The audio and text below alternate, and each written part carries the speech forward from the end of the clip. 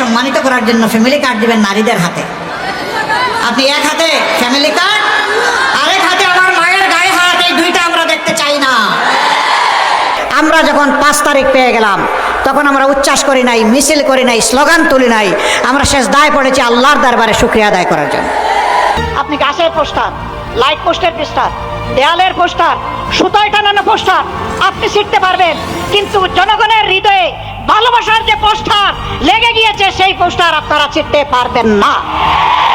আল্লাহর কসম, ক্ষমতায় যাওয়ার আগে দেশের জনগণ যাদের হাতে নিরাপদ নয়, ক্ষমতায় যাওয়ার পরে আরো বেশি ঝুঁকিপূর্ণ হয়ে পড়বে জনগণের জীবন।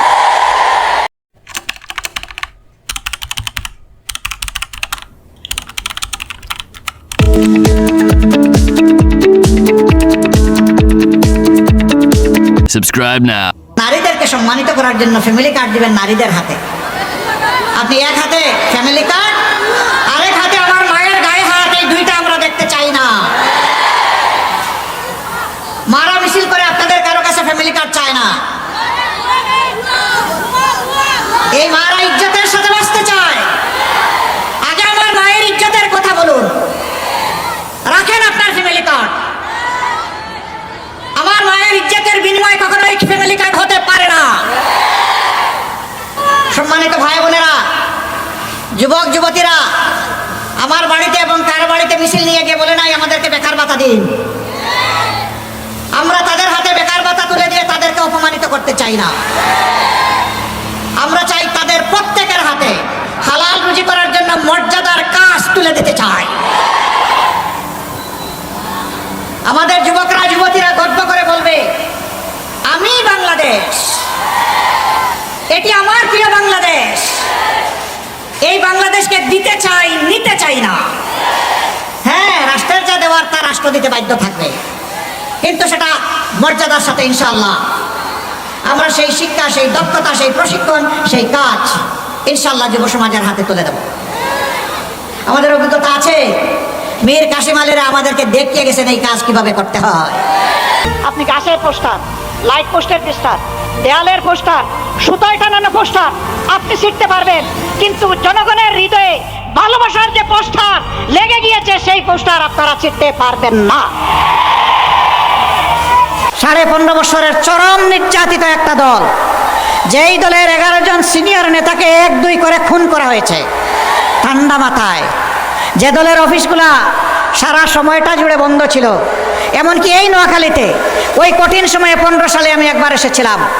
আমার 2 ঘন্টার মিটিং 57 মিনিটে আমাকে শেষ করতে হয়েছিল। কারণ কি আপনারা সব বুঝেন, আমি আর বলতে যাচ্ছি না। সম্মানিত ভাই ও বোনেরা, এরকম একটা অবস্থা পাড়ি দিয়ে আমরা যখন 5 তারিখ হাজার কর্মীকে হারিয়ে, হাজার হাজার কর্মীর পঙ্গুত্ব বরণ করার বিনিময়ে, হাজার হাজার লক্ষ লক্ষ জুলাই যোদ্ধার ত্যাগের বিনিময়ে আমরা যখন 5 তারিখ পেয়ে গেলাম তখন আমরা উচ্ছ্বাস করি নাই, মিছিল করি নাই, স্লোগান তুলি নাই, আমরা সেজদায় পড়েছি আল্লাহর দরবারে শুকরিয়া আদায় করার জন্য। এটাই মুমিনের দায়িত্ব, এটাই দেশপ্রেমিক মানুষের দায়িত্ব। আপনারা জানেন সবগুলো অফিস বন্ধ, আমাদের নিবন্ধন নাই, প্রতীক কেড়ে নিছে, শেষ পর্যন্ত দিশারা হয়ে আমাদেরকে নিষিদ্ধ করে দিছে। এটা আর কোনো দলের প্রতি হয় নাই, অন্য কোনো দলের নিবন্ধন বাতিল হয় নাই, প্রতীক কেড়ে নেয় নাই, নিষিদ্ধ ঘোষণা করে নাই, অন্য কোনো দলের নেতাদের বাড়িঘর বুলডোজার দিয়ে ভেঙে দেওয়া হয় নাই। এই সব আঘাতগুলো, যন্ত্রণাগুলো এসেছিল জামাতে ইসলামী, ইসলামী ছাত্র শিবিরের উপর, ইসলামী ছাত্রী সংস্থার উপর। দোষ কি? দোষ কি আল্লাহ তাআলা জানিয়ে দিয়েছেন, ওমা নাকামু মিনহুম ইল্লা ইউমিনু বিল্লাহিল আজিজিল হামিদ। এদের দোষ হলো এরা আল্লাহর উপর ঈমান এনেছে, আর এরা বলেছে পরম পরাক্রমশালী আল্লাহ ছাড়া কারো কর্তৃত্ব মানি না। এরা বলেছে যেহেতু আল্লাহই আমাদেরকে সৃষ্টি করেছেন, তিনি আমাদের রব, কাজে এই সমস্ত তারিফ প্রশংসা হবে আল্লাহ তাআলার। বন্ধুগণ, কি হলো? 5 তারিখের আল্লাহ তাআলার দেওয়া এই নিয়ামত, এই নাজাত, এই মুক্তির পর আমরা এই মজলুম দলটি প্রথমেই জানিয়ে দিলাম, আমরা কারো উপর থেকে কোনো প্রতিশোধ নেব না। আমরা আমাদের কথা আলহামদুলিল্লাহ রক্ষা করেছি।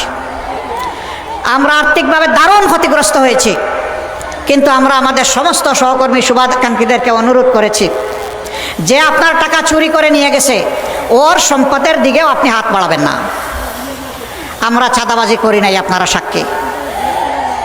আমরা বলেছিলাম আমাদেরকে মামলা হামলা করে নাজেহাল করা হয়েছে, খুন করা হয়েছে, গুম করা হয়েছে। আমরা এই ধরনের মিথ্যা মামলা দিয়ে কাউকে হয়রানি করব না, কোনো মামলা বাণিজ্য করব না। আপনারা সাক্ষী, আমরা মামলা বাণিজ্য করি নাই।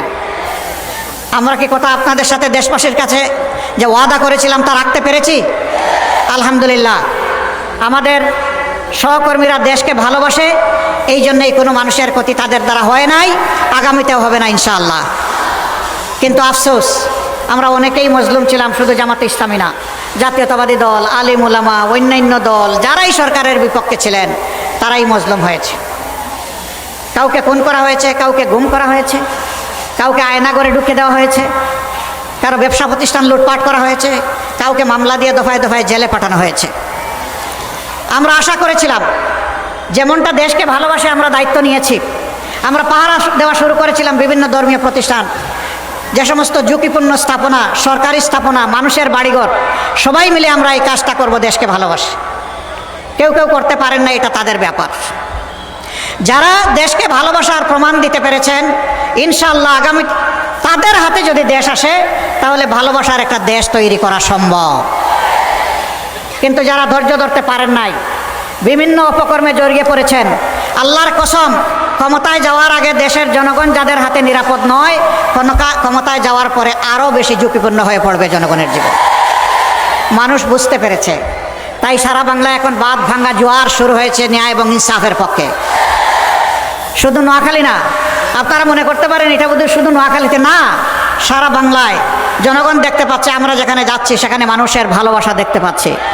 বিশেষ করে জুলাই যুদ্ধ যারা করেছে সেই যুব সমাজ, আলহামদুলিল্লাহ, আজকে তারা মুখিয়ে আছে নতুন একটি বাংলাদেশ 13 তারিখ থেকে দেখার জন্যে। আজ যুবকরা সিদ্ধান্ত নিয়ে ফেলেছে, তারা কি আধিপত্যবাদের যারা দূষক তাদের পক্ষ নেবে, নাকি আধিপত্যবাদের বিরুদ্ধে যারা মাথা উঁচু করে দাঁড়িয়ে আছে, বুক ফুলিয়ে দাঁড়িয়ে আছে, তাদের পক্ষ নেবে।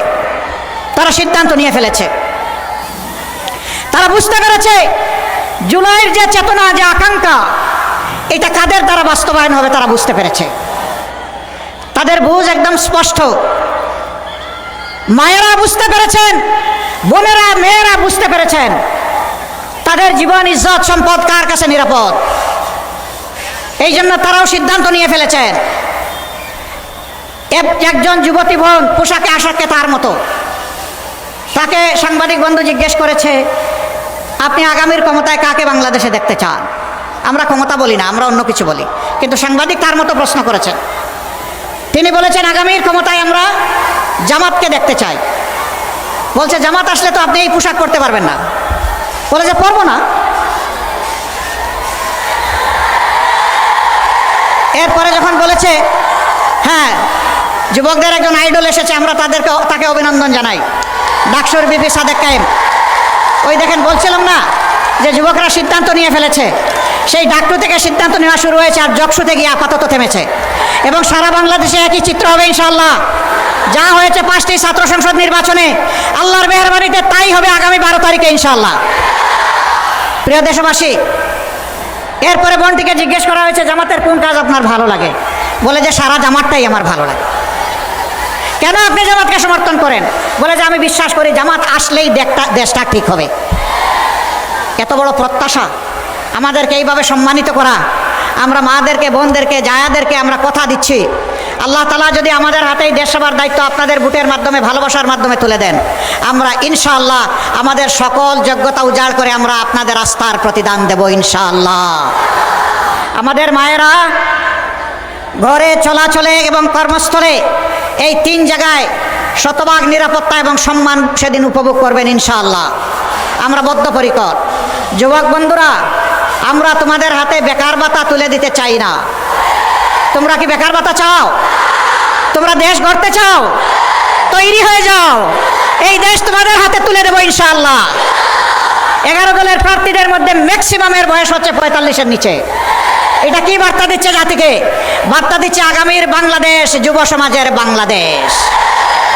তোমরা থাকবা প্লেনের ককপিটে, বাংলাদেশ নামক যে প্লেন, আর আমরা থাকবো ইনশাআল্লাহ প্যাসেঞ্জারদের সিটে বসে থাকবো আমরা।